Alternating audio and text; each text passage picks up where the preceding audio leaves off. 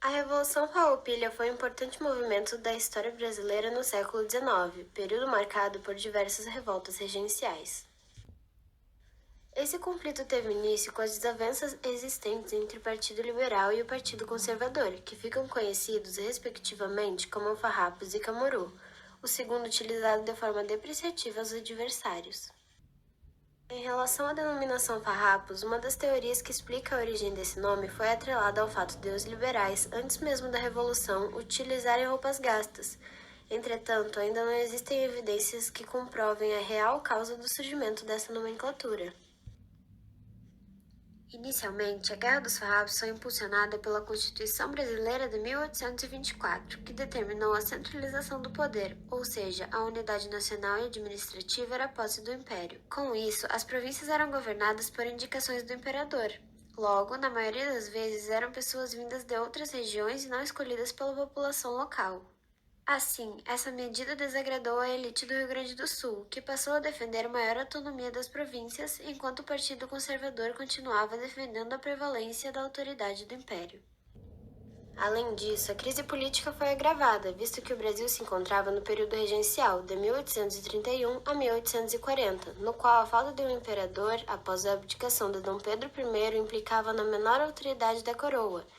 Dessa forma, uma série de tensões políticas e sociais, especialmente a Revolução Farroupilha, ganharam força nesse período. Juntamente com essas questões, um dos principais motivos do conflito foi o aspecto econômico. Nesse viés, os produtores rurais do Rio Grande do Sul sofriam com a concorrência desleal no comércio de couro e charque para a região sudeste, já que muitos possuíam terras na fronteira e tinham que lidar com a taxação do gado. Ademais, esses mesmos produtos eram mais baratos vindos do Uruguai e da Argentina, uma vez que existia ausência de taxa sobre o charque platino. Desse modo, os gaúchos que perdiam seu mercado consumidor passam a exigir o aumento das taxas alfandegárias para os produtos estrangeiros como um dos pilares dessa revolta. No ano de 1884, os liberais federalistas eram maioria na Assembleia Provincial, e como o presidente da província nomeado pelo imperador era um conservador, as suas relações se complicaram. A revolta tem início quando o presidente acusa os farrapos de não serem leais ao império, desejando separatismo e união com o Uruguai. Após meses de conflito, em 20 de setembro de 1835, os líderes locais destituíram o presidente da província, exigindo um novo nome ao governo central. Os rebeldes liberais, liderados por Bento Gonçalves, tomam Porto Alegre e obrigam as forças imperiais a deixar a região, buscando uma conciliação com o poder central e propondo convite a um novo presidente. Entretanto, em março de 1836, o governo imperial rompe com as negociações, quando ordena a transferência da capital para Rio Grande. Nesse ano, as tropas do Império retomam Porto Alegre e, em julho, Bento Gonçalves tenta reconquistar a cidade, sem êxito. Porto Alegre, embora tenha sofrido com o sítio, foi mantida pelos imperiais e, apesar da derrota das tropas farroupilhas na capital, os gaúchos tiveram uma importante vitória em setembro de 1836 na Batalha do Ceival. Posteriormente a essa conquista, o general Antônio de Souza Neto proclama a República Rio-Grandense, com sede na cidade de Piratini, governada por Bento Gonçalves.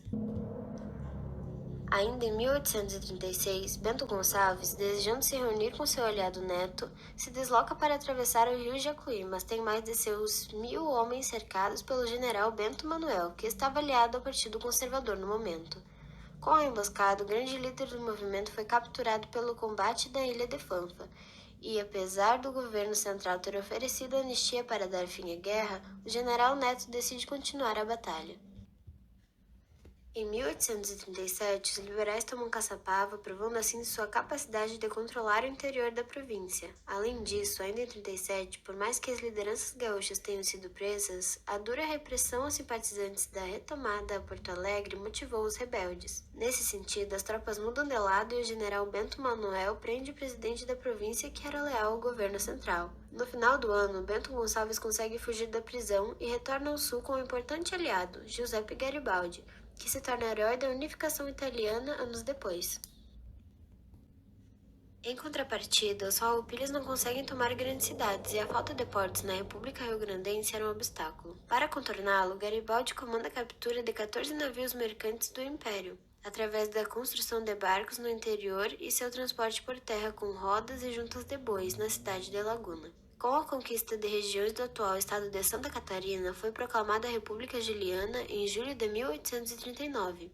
4 meses depois, forças imperiais derrotam os gaúchos quando tentam tomar a capital Desterro. E esse foi o fim da República Juliana, onde Garibaldi parte e tem início ao fim da guerra. Durante 5 longos anos, os farroupilhas foram constantemente derrotados, e o apelido de República Andarilha surge devido ao deslocamento da capital de cidade em cidade. Com o golpe da maioridade, Dom Pedro II reassumiu o império, acabando com a fragilidade da coroa, e nomeia Barão de Caxias como presidente da província, enfraquecendo as lideranças provinciais. Por fim, a paz foi assinada em 1 de março de 1845, em Poncho Verde, com um sangrento massacre, a Batalha dos Porongos.